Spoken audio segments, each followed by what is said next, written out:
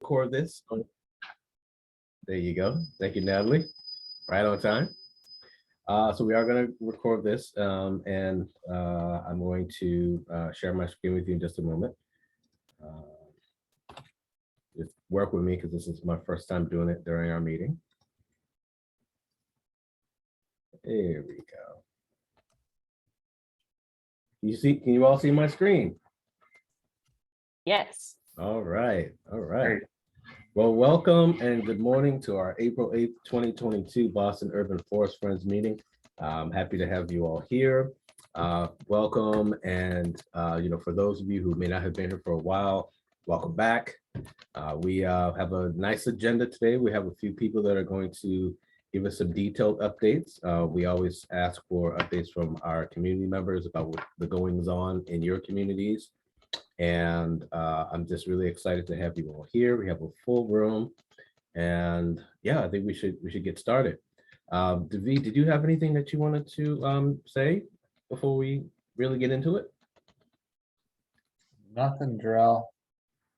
All right, that's okay. Can you all still see my screen or no?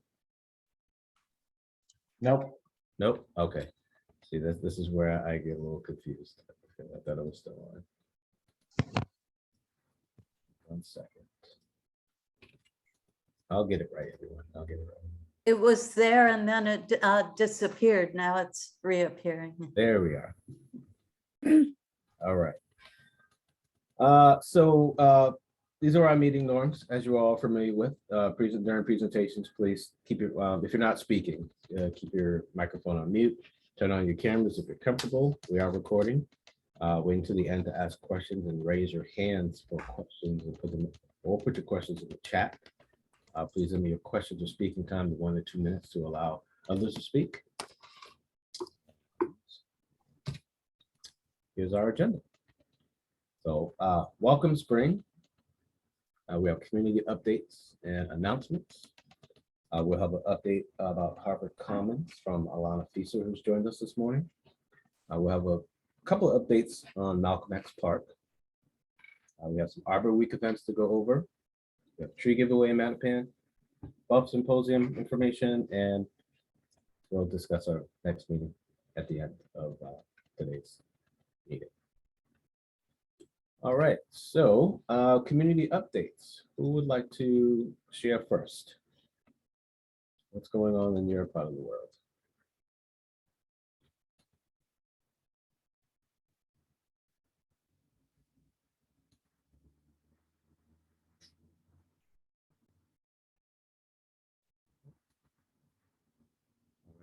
Alana, you want to do your update right now, or can we wait till the regular updates are over?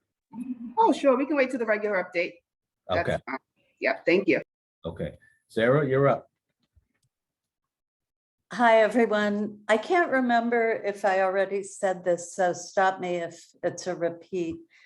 On the Shattuck Hospital site, they have a community advisory board, and then there's the whole rest of the world. And it's a frustrating situation where since the public process ended, they communicate only with their advisory board.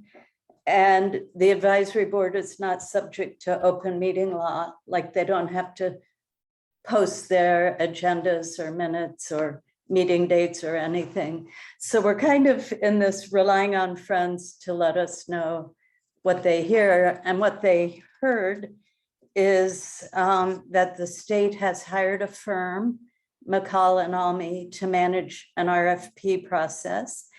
And they hope to release that by the end of June and have a partner on board by the end of the year, which coincidentally aligns with the end of Governor Baker's term. So it's feeling very like the train is just putting on blinders and moving ahead. If anyone has ideas, I would love to hear them. Otherwise, 13 acres are going to be given up to the entire site for up to 99 years.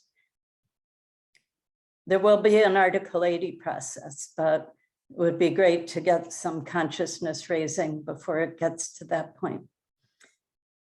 Thank you in advance for any help. Thank you, Sarah. Appreciate that. Anyone else for updates right now? Earl, I All right. have a Good short morning. one. Good morning, Kay. How are you? Sorry. Go ahead. Where'd you go? Good morning. Hi, how are you? Hi, Kay here from Mattapan Food and Fitness. Just briefly let you guys know that our walk challenge has started. I'll put the form in the chat for anyone who wants to sign up. Each week is a different week. This week is our buddy week. We'll be hosting a meetup on Saturday for anyone who wants to meet up and walk and bring a buddy or make a new buddy. So I'll put that in the chat. Just our update for Mattapan. Thank you. Can you hear me? Hello? Yes. Still here. Sorry, lost contact. There we go.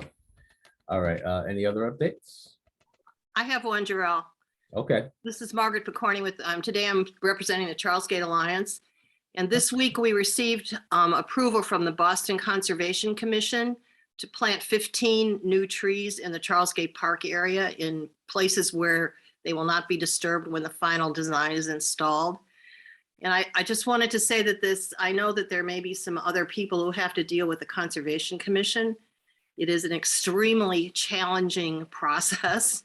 It took a really long time to get this approved, and for small organizations without professional permitting assistance, it's really a challenge. So I know that Claire was thinking about another project that you all were looking at where Conservation Commission approval would be necessary. So just be warned that it will take your time and a lot of it.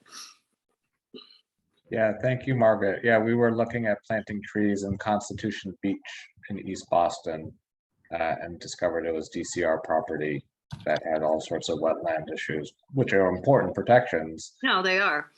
but a very onerous, involved, requires a lot of an environmental engineer, a lot of time, not built for small nonprofits or community groups too. It's a pretty high hurdle. Yeah, it is. It has a chilling effect on small groups that want to do small projects. Right. And I know a lot of people have raised this issue and tried to get some sort of other sidebar kind of approval process, but there's been absolutely no positive response to that at all.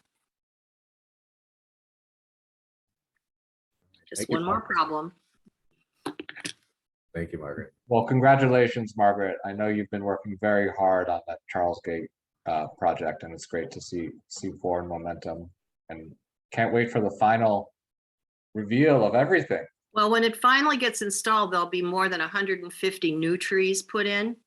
And the park is being designed so that none of the existing trees will be removed, possibly one, but not more than that. So we've been very sensitive to the urban canopy issues in the design process. That's really great. Awesome, congrats. Lisa, you're up next. Yes, hi, everybody. Happy Friday. Just a very brief update on the Crane Ledge Woods Coalition efforts to save the woods. We had two events in the past few weeks that went very well. One was a rally, a standout outside the woods. We had about 100 people there representing neighbors from all around the woods in the different neighborhoods, and lots of organizations like those who are at this meeting. Representative Liz Miranda sent some aids. She's fully supporting the efforts. We also had a community meeting this past Wednesday that went very well. We had some great guest speakers, including the president of Audubon. I think that the signature piece of that meeting was that Brian Doherty, the secretary treasurer of the Boston Building Trades, and several union members and residents spoke not only about their serious concerns with the developer, Lincoln Properties, but they spoke in full support of conservation of the woods. So that was very important, and I wanted to share that. We're asking, this is budget season, as I'm sure all of you are very keenly aware. So we are having a letter campaign to the mayor and the city councilors about putting the line item for inland climate mitigation in the budget. The ask is 24 million, 16 million of which potentially could be used towards acquisition of the woods. Thank you. All right, thank you so much, Lisa, excuse me.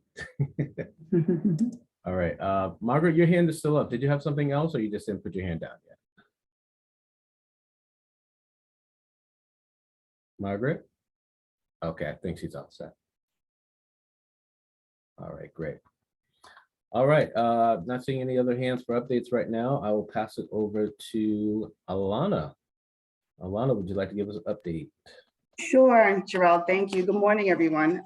Just giving a update on Harvard Commons regarding the Brooks soccer field proposal. So where we are today is there's going to be on the 21st of April, a CAC meeting.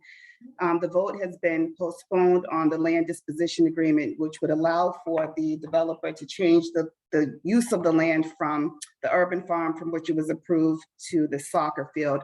That vote has been postponed since January. I was told they're going to vote on whether or not this can move forward April 21st. But again, this is just a recommendation from the CAC. DCAM would have to give the approval, and then there are also city approvals that would have to take place. So if people are able to attend, that would be great. I can put the information in the chat once I'm finished giving the update.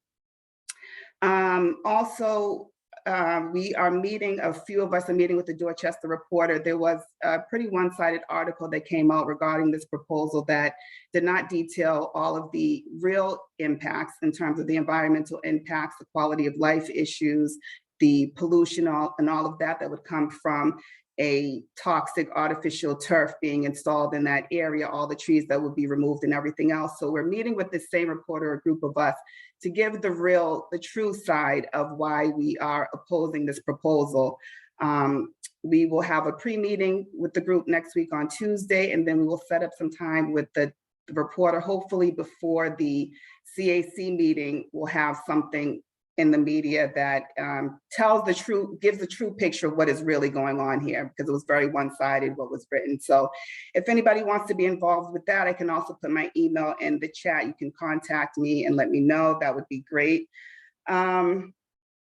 We are also thinking about creating a petition that is in the works. So maybe after we meet with the reporter, get some traction there, we can start a petition signing to just really have this land preserved as, you know, a green space. A lot of the issues that are coming from it is the fact that the community was not involved in this proposal at all for what would be on this land. You know, we're wondering if DCAM can even sole source with this one developer without, you know, putting it back out to bid, since the proposal for the urban farm, I think, was approved 10 to 12 years ago, before our neighborhood was even here. So we're saying, let us have a seat at the table. Let's collectively as a community decide what would make sense to go in that space, because now the neighborhood has changed. We know more about the environment, climate change, all of these issues that were not taken into account when this proposal for a field was set forth. So, you know, we're just asking for continued, people are willing to write letters of support. That would be great. I know Friends of Monia Cass is getting ready to put together a support letter. If you can attend the CAC and any media, and you know, if you want to be involved with meeting with reporters, because this meeting with the Dorchester Reporter will probably be the first in many rounds of getting out there and getting this story in the papers and in the forefront and getting the real issues presented the right way for the public to understand what is really going on. So the battle just continues. It's tiring, but it's worth it. And it's really all that I have. Would you be able to put a link to the article, the Dorchester Reporter article, in the chat if you have it? Yes, I And will. also, I just wanted to ask you, I know, like, have you gotten any of the support from any other city officials? Or is that still an uphill battle? That's still an uphill battle. So I found out in the last CAC meeting, I mean, we all know that Rep. Holmes wrote his letter of support. Council Worrell wrote a letter of support, both for the developer. And so it's just been an uphill battle. I feel, you know, that the elected officials who I would want to lean on to kind of give support or look at it objectively are not doing that. And decisions have already been made in terms of where they stand. And they are really pushing for this field to be placed on this 4 acres here. And still, I haven't had any clarity. Everyone keeps saying that, you know, they can't use Harambe Park, they can't use Franklin Park. And I still am having a hard time understanding why with the permitting process, it may be challenging, maybe, I don't know, but I don't feel that it's something that you should then just, okay, we're not going to push that issue. We're not going to try to solve how the permitting process is impacting us. We're going to just tear down all these trees, you know, create this toxic turf and just move forward. You know, I think there are other options that could be explored rather than just creating this field. And you and I have talked about this before, but just for the group here, have you expressed that to them? Have you told them that the fields will be toxic? And That has come up. Lisa Beatman has given some great articles, Nina from Friends of Mania Cast as well. So yes, that has come up, and they talked about using coconut, maybe a coconut component or something like that, rather than, you know, the rubber that is really toxic. But still, that hasn't been explored in terms of the impacts that could potentially have either. It's still, you know, it's still creating an impermeable surface. It's still destroying, and the wetlands are right there, destroying countless mature trees. And for me, the whole issue is this: we're in an environmental justice community. Tree equity is an issue.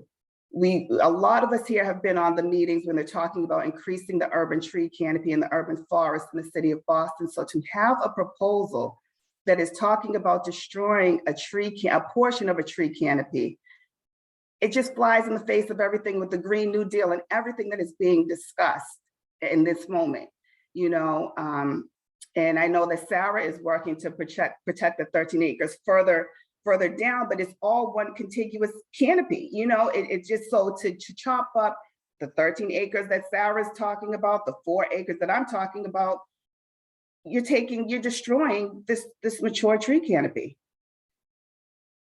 And, you know, so the city, I feel instead, you know, I just feel like at this point, it kind of feels like lip service in a sense when there are actions that can be taken to preserve these natural assets that we have and enhance them rather than destroy them, because we know that we have very few left in the city. So let's preserve what we do have. You can build responsibly. It's not an either or. You can build responsibly and preserve and protect the natural assets that we have as well.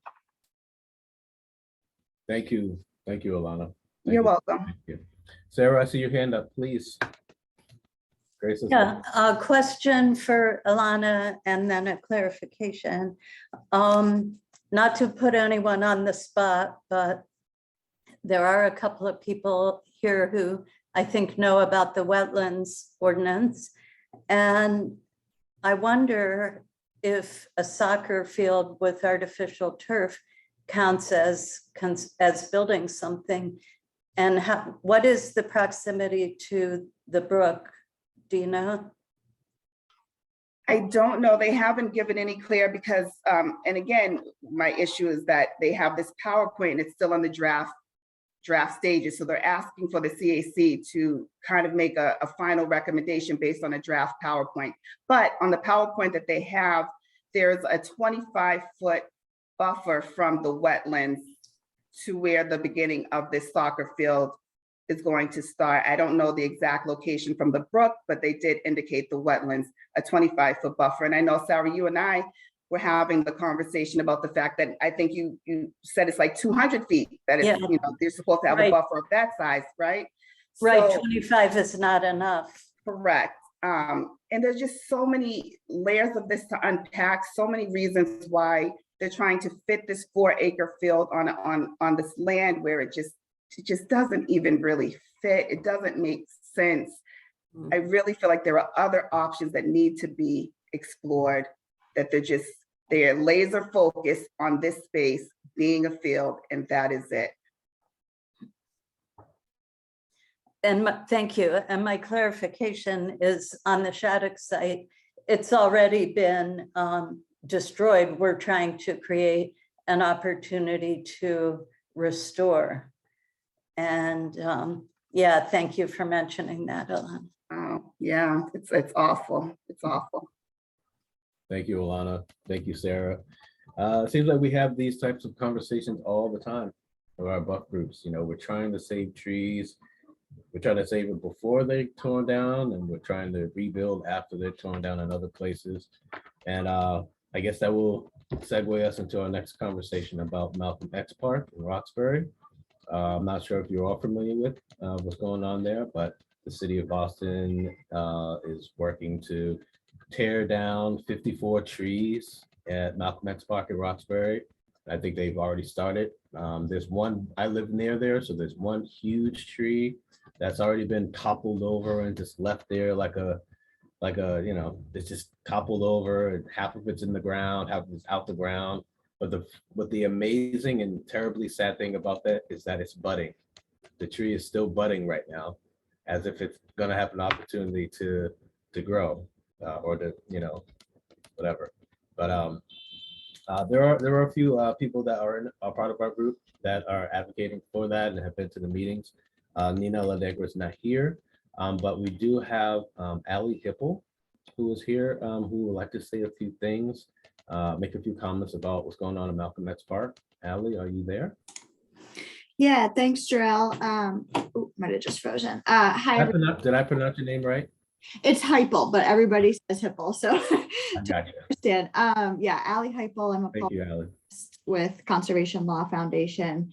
I don't have a ton of news, I don't think, but we had been, ACE had reached out to us after the meeting with the city of Boston, I think last week. Chief Whitehammond had held a meeting specifically on the trees situation in Malcolm X Park. And it sounds like, so ACE has sort of identified that there doesn't seem to be a particular legal avenue in terms of that, like everything that's happening is technically happening by the right processes. But obviously, you know, going back to what Alana was talking about, these are mature trees. This is an area that is in a heat island, is at risk of stormwater flooding, according to the city of Boston's own maps, things like that. So CLF was sort of, I'm sort of trying to think about what support we can provide. Our idea was to dig into the literature a bit and sort of, you know, pull together what we know in terms of why mature trees are so important, look at what data the city of Boston already has. I guess what I'm struggling with is that none of that is necessarily new info. The city knows this already too. We all know this. So I think it comes down to, you know, community support and advocacy and stuff. So just sort of wanted to raise that, that's our particular angle, is pulling together some research to support this, but wanted to see if folks have any thoughts about that, had any other updates to share. I was not at that meeting last week, but I watched the recording online. And yeah, so that's sort of the approach that we're taking right now. I don't have too much other news that other than what Jarrell said. Thank you, Allie. Much appreciated. Thank you for the, you know, looking into it, to seeing what you can find if there are any legal avenues. Does anyone have any questions or comments? Okay, Alana, go right ahead. I did have a quick question regarding the legal avenue. Now, I've been told that abutters who are within 300 feet of, you know, certain properties that are in jeopardy of being developed do have rights in terms of being able to sue. So if there are abutters who are within that proximity from the park, would they have a legal standing to be able to push back from that standpoint? I think so. I'll say I'm not an attorney myself, so I definitely don't know the ins and outs. I know ACE had sort of looked into whether the trees coming down themselves had, like, if the process behind that had violated anything in terms of, due notice, things like that. And it sounds like everything, they seem to think that everything was technically done correctly. I think there are some, yeah, I'd have to go back into they were looking into one or two other things, but they seem to think that they're technically everything had been like properly followed. I think, yeah, I mean, abutters certainly have standing to comment and push that. It was more that it seemed like it would come down to, making the case for why this is an issue and not being able to say the city didn't follow the right procedures, if that makes sense. Thank you. Yes, and I just had one quick follow-up, and that's why I think this tree ordinance is so important that the city is talking about putting in place. I think it's a couple of years out, but it's like by the time we get this tree ordinance in place, there won't be any trees to protect. Like all the trees will be gone. So I know that one of the other groups, I believe her name is Johanna, that I've been sitting on those meetings, she's trying to get the momentum behind a petition to kind of, get that started a lot earlier, have a moratorium on the tree cutting, just so that, we're not in this situation where by the time there's an ordinance, it's like, what is there left to protect? It just makes it so difficult for us. We have like no teeth, we feel like, and we're trying to go to the mats on these issues to protect these trees and the natural resources, but we don't have any teeth with anything that we're trying to do. Yeah. I think one of the challenging things was that some of the trees are coming down because of ADA improvements to the park. And it just sounds like there needed to be more thinking in terms of what was getting updated and, what can you do instead of taking these trees down. And I'm also not an engineer, but yeah, that's sort of another tension here. I just have one more thing and then I'll stop talking, but I was just saying too, I attended a lot of the community meetings like after, so like the plans were already in place, but I feel like, and it came up in the meeting too, a lot of decisions regarding Malcolm X Park, people didn't have the full picture. They didn't understand that, yes, if we add, the top water park, that how many trees would be cut down. So we weren't given all of the information when decisions were being made.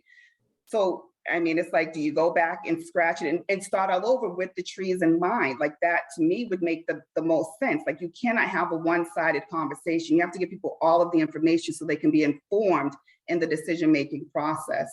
So I know the project, I believe, is on hold. So hopefully with the continued pushback, they'll have to revisit and really start from scratch and make fully informed decisions with the trees in mind.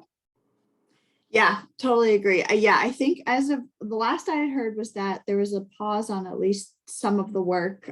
Jill, I know you said it sounds like some trees had come down already, so maybe that was before they said there was a pause. And I haven't heard a specific time frame, like this is on hold until X date or anything. But I also had heard the city say that they sound very antsy about the pause because I guess for each day that it's on hold, they still have to pay the contractors. So I'm sure it's not a super long pause. But yeah, so thank you. Yeah, thanks for those comments, Alana. If anyone has other thoughts about what would be helpful to sort of provide in terms of support or research or anything like that, I put my email in the chat, so feel free to reach out. Thank you so much, Allie. So yeah, that tree came down before the pause. So it's been about 3 weeks or maybe 4 weeks since that tree's been down. And like I said, it's still budding, it's still putting out leaves. And it's very disheartening because it's such a big, massive tree. You can't help see it when you drive past it. So anywho, all right, well, thank you so much, Allie. Thank you, Alana and Sarah, for your comments on that. If no one else knows anything else about the Malcolm X Park situation, we're gonna move on in our agenda. And I'm assuming, oh, someone's entering the room now. Hold on. All right, I don't see any hands. So we're gonna move on to our next thing. Hold on one second. Jarrell, I did see, I think Frank said he had an update about the urban forest plan in the Okay, meeting, let's go. or in the chat. Okay, Frank, are you there? Yeah, I'm here. Hi, everybody. Frank Frank. O'Brien. I'm been working a little bit with Lisa and a whole bunch of others, Lokita and Speak for the Trees on the Crane Ledge, as well as Audubon on the Crane Ledge, as well as some other stuff around. I'm very tempted to talk about Malcolm X because a lot of what you guys are hearing back from the city is a bunch of baloney. But I did want to take it to a very top level on terms of the city's urban tree canopy plan. Many of us were probably on the call of the presentation that was had like mid-March and looked at the slideshow, which was sort of the preliminary framework of their anticipated final plan. And there's a lot of good things in there, but there's also some gaps. A number of the gaps have been mentioned, sort of the enforceability, right? Kind of what's protected and what isn't. And the immediate focus for me looking at their framework recommendations was the fact that they did not include acquisition of land or transfer of land from city department into the Conservation Commission as an urban wild as amongst their recommendations. So I wanted to put that out to the group, and I'm not sure what the best sort of way to organize it, whether it's individual groups recommending or doing it collectively, but that something like that strategy for land conservation, amongst others, such as a really robust, meaningful tree protection ordinance, as well as giving real, and we can get into this a little bit if it's interesting. The whole question of sort of what the Conservation Commission does and doesn't do is there's a whole regulatory framework that's really either not in place, or if it's in place, it's not really enforced. But I would like to make the very specific recommendation that either groups or we collectively recommend that land conservation through private acquisition and transfer of city property be amongst the strategies, along with the tree ordinance, to protect the urban tree canopy. So I'll stop there, and I know there's a lot of threads going on here, but what's in that report will really make a difference in terms of kind of what we can build upon going forward. All right, thank you, Frank. Appreciate that update. And you made some really valid points. Any comments on that? Anyone else? All right. What would be helpful to me is just to understand how this group works. I mean, should I reach out to groups individually, or Speak for the Trees gonna be commenting on the plan, or what's the dynamic, the advocacy dynamic? Well, yeah, I would suggest, I think David mentioned to our team earlier, we were having a discussion that you probably should reach out to other groups as well. We don't want to be the face of that advocacy work. It could be us in partnership with. So I think as many people as you can get behind it, that would be great. Cool. And is That Speak sounds for like the it. Trees going to comment as a group on the urban forestry plan? Natalie, do you recall what David said on that, or? We haven't discussed that yet, so I don't know what our plan is for that as of now. Sure. And how about like on the tree ordinance?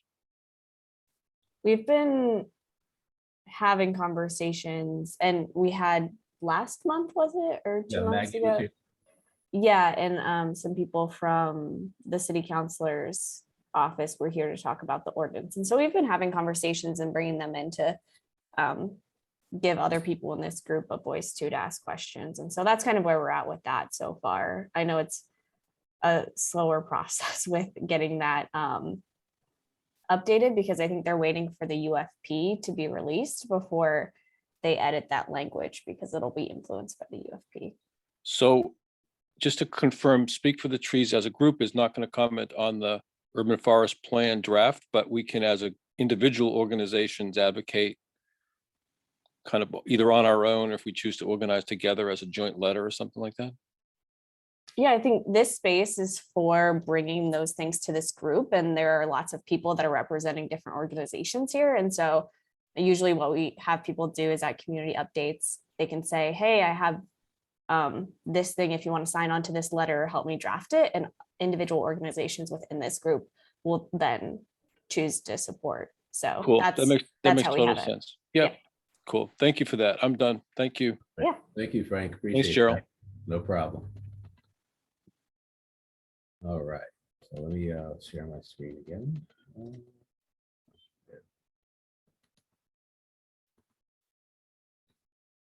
All right, so that was great community updates.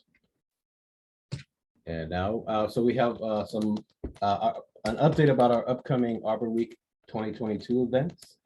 On April 13th, we have the Forest and the Trees, Climate Solutions in Your Own Backyard. April 24th, we have our walk roll for trees in your neighborhood during Arbor Week. You can, all these events are on our website, but I'm just going to go through them really quickly. April 24th is forest bathing at the Arnold Arboretum. That's going to be a really great event. I'll interrupt you real quick, say Oh, go that ahead. event is full, but we're hoping to plan another one the next week so that more people can be involved in the forest bathing. Oh, the forest bathing. Okay. Oh, also mushroom foraging is full too, correct? Yeah. All right. Well, register. You got to get in early. Got to register to our events early. April 25th, we have Power of Nature to Heal. That's going to be a great discussion. That's happening in the Seaport, correct, Natalie? I'm not sure where that is, but I think that'll be in the Seaport. Which one? The Power of Nature to Heal. no, that's a webinar online. Virtual. All right. Thank you. Thank you. I should know all this, but my mind is in so many different places right now. Then we have Trees as Boundary Objects on April 27th. And then on April 28th, rethinking how we display tree equity and our urban tree cover. All right, and then next Saturday, on April 16th, we have our first tree giveaway of the year. It's in our Mattapan tree giveaway. Trees are free.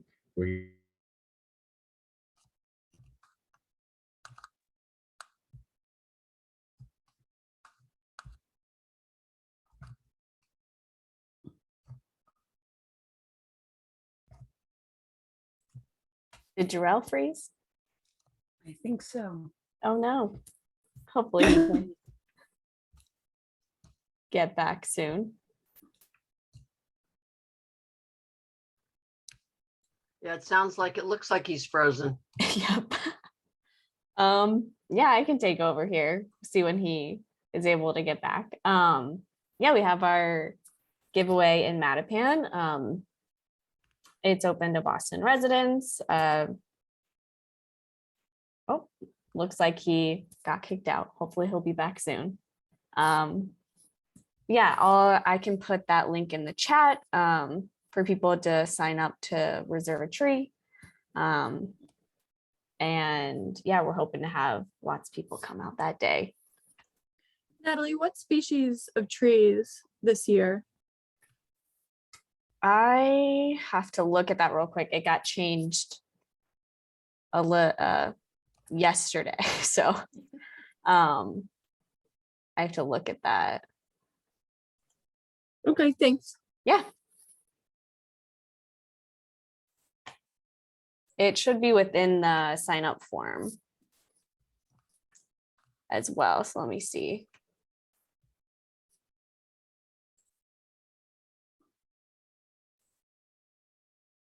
We'll have common hackberry, golden rain tree, Persian spire, green vase zelkova, Musashino zelkova, Japanese stewardia, and then also magnolia, sweet bay magnolia. Thanks. Mhm.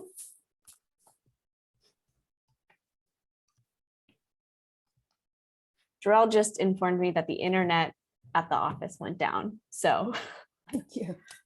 we'll see when he gets back. But yeah, so we have those events coming up. We encourage you, if you can spread those out to your networks, we'd love that. I put the link to all of our Arbor Week events in the chat. There are still plenty of them that are open for people to come to. And we have seedling giveaways going on throughout the week with different organizations throughout all of Boston and different neighborhoods. And so you can search that in our events too and see where those are happening, when and where. And the next thing is we have the Buff Symposium coming up in June. I believe that's on June 25th.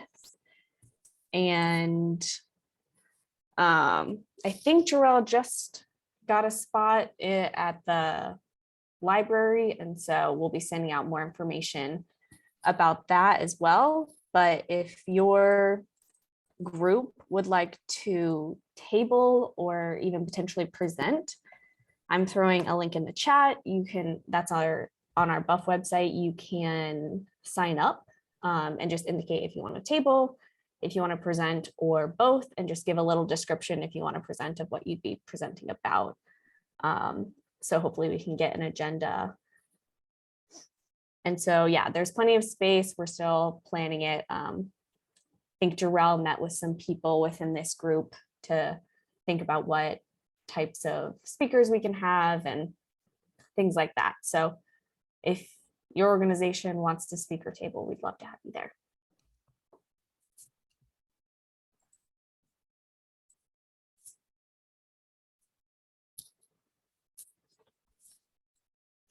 I don't know, Victoria, do you have anything else about Arbor Week or things happening on our end?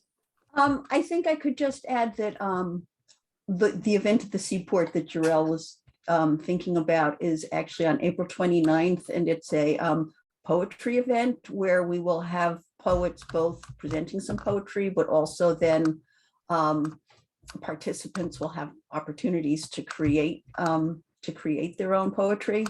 So for those, I think this is just a great event because you get to bring something home with you and something that you can share and maybe even share in the next Buff, the next Buff meeting. So that's one more thing. There are just lots of events for Arbor Week. So do take a look at the calendar of events. And if you're on the Speak for the Trees website, they don't all fit on one page. So you have to go to the next page to get all the events. Yeah, there's lots of seedling giveaways happening, which takes up lots of the space.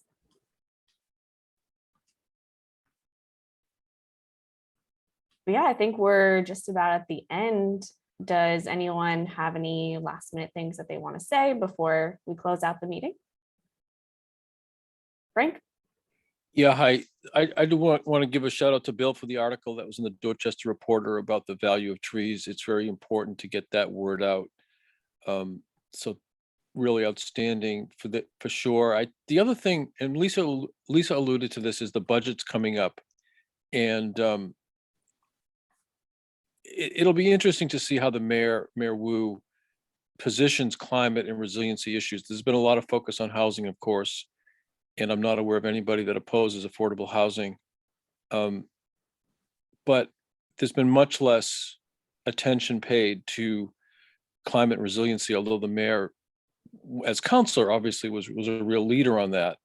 And so I think and this is a little bit of a sidebar, but the Green New Deal Working Group has basically taken a position of, let's wait and see what the mayor's budget says, what she's funding, what she's not funding, and then we'll sort of comment and organize around 3 or 4 main priorities, of which tree protection, canopy, land acquisition, conservation, and balanced development, together with the city's action to deal with its surplus property, right? Because there's a lot of land that DND, the old DND, holds that is going to be looked at over the next whatever year, let's just say.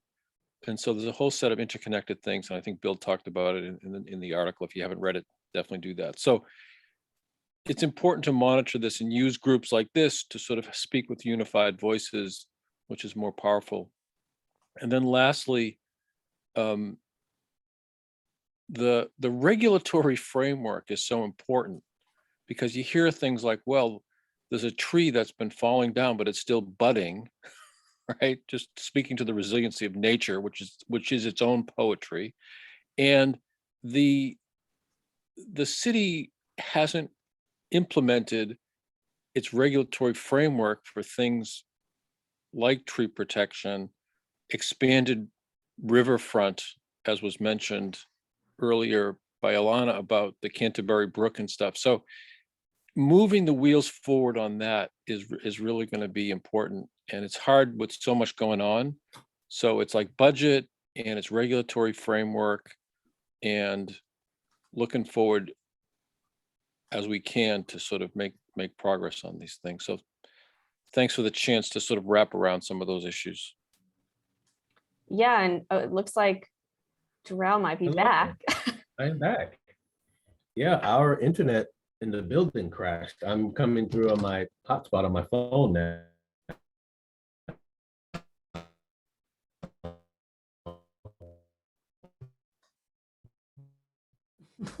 He's still cutting out. But yeah, I think going off of what Frank was That was saying, really weird. I'm sorry about that. I don't know what happened. Thanks. I think we can definitely carve out some time whenever the UFP comes out to have a discussion within this group about it and see what everyone's thoughts are and maybe get a collective voice. Sarah, do you have something to add? Yes, just a brief wrap up. Today's conversation has really underscored the internal inconsistency where the city is simultaneously creating an urban forest plan and a tree protection ordinance, yet they are cutting down. It's not a developer that's cutting down all these trees, it's the city. And I'm for ADA access, but I guess I wonder if the city can explore alternatives. Like if someone like Norm Healy looked at those trees and said, how do we get ADA access in this park and preserve trees? Would he agree with the city's design or have a better way? Or if it were Boston Common, would they say, does 100% of it need to be accessible? Or maybe there are some places that you can come around the edges. I don't know what the right answer is, but it's just kind of screaming that we're speaking out of both sides of our mouth here when it comes to trees. Yeah. Lisa, do you have something to add too? Yes. Well, agree. I'm really glad that LR put in the chat that recent front page article in the Globe that purports that any gentrification that is happening in East Boston is due somehow to the greening of it. I would ask everybody, if you haven't read it, to look at it. The link is in the chat.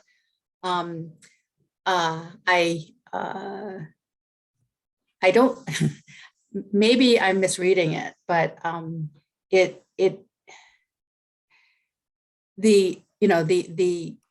development, the recent development of East Boston started several years ago that had nothing to do with greenways or climate resilience measures. So I think that it's written by somebody who maybe the data is good. I don't usually challenge people's data, but just the lived experience of having, paid attention to what's happening. And Kanan, from East Boston is cited as disagreeing with that report or the conclusions of that report. For the Globe to ignore as news so much of the work that we are all doing and the efforts regarding trees and climate resilience in general, and then to put on the front page of the Globe a kind of tabloid-esque headline, an article pitting, like really pushing this this false narrative that housing and green space and public health somehow have to be in opposition. It's very distressing, and it would be good, I think, for some rebuttals of that. And I don't know if maybe that could be put on next month's agenda to kind of help that happen. But please do take a look at it. Thank you. Yeah, and for anyone who maybe hasn't come to a meeting before, we'll send out notes to everyone afterwards with all of the links in the chat. So don't worry about missing it or anything. All right, folks, it looks like I am back. The internet connection came back in the building. I apologize for that. Don't know what happened. I'll investigate afterwards. But I'm not sure where we are in the agenda. We're just having a conversation about what's going on. Yeah, these were just final comments. We had gotten through everything else. I informed them about the Buff Symposium and Arbor Week. And so we're just closing it out now. All right, awesome. Well, thank you all. Again, I apologize for my connection issues. I don't know what happened, but I appreciate you all being here again on this Friday morning. If there's nothing else, we will see you in May, on May 11th, I believe it is. 13th. May 13th. I was off a couple of days. So Friday the 13th, May. We will see you all there. And as Natalie mentioned, you all received the meeting notes in a couple of days. And thank you all so much for attending, and have a great weekend. Bye, thank you. Thank you. Take care.